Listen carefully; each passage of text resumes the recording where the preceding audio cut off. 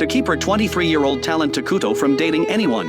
His 60-year-old manager Keiko simply moved in with him. Takuto looked up to Keiko like a mother, his one true anchor in the world. He always believed their relationship was completely pure, but there were lines that would never be crossed. So when Keiko offered to personally coach him through a kissing scene, Takuto thought it was a little strange.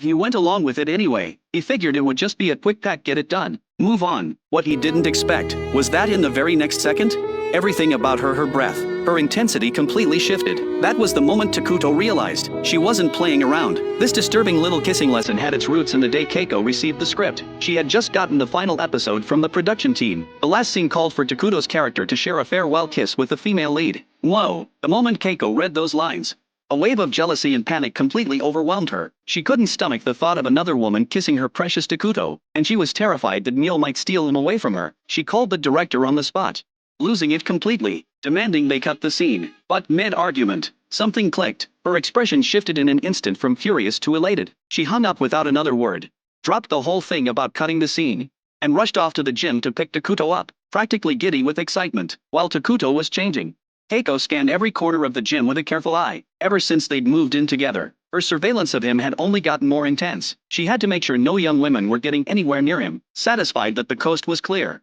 she finally relaxed and took him home. On the way, Takuto suddenly mentioned he had something personal to take care of, said it in a slightly secretive tone, then turned and walked off before she could ask anything. Keiko's nerves shot up immediately. She flashed back to a pink towel she'd spotted at the gym, and convinced herself he was going to meet some girl, so she followed him quietly. At a distance, Takuto walked into a boutique, and carefully browsed a display of women's earrings. That only confirmed what Keiko already suspected. She crept closer, but in her panic, she moved too fast and lost him in the crowd. Standing alone on the street, she completely fell apart, screaming baby, without a shred of self-awareness. Passers-by assumed she'd lost a child. Just when she was on the verge of a total breakdown, a text came through. Takuto was already home. She sprinted back. When she walked in, the truth hit her all at once. He had been planning a surprise birthday party for her. The earrings he'd been picking out at the boutique, her birthday present. Standing there looking at the cake and the gift, every drop of suspicion she'd been carrying just melted away. She burst into tears and pulled him into a hug right then and there. After her parents passed, no one had remembered her birthday. Not once. Once they'd both calmed down, they sang happy birthday together,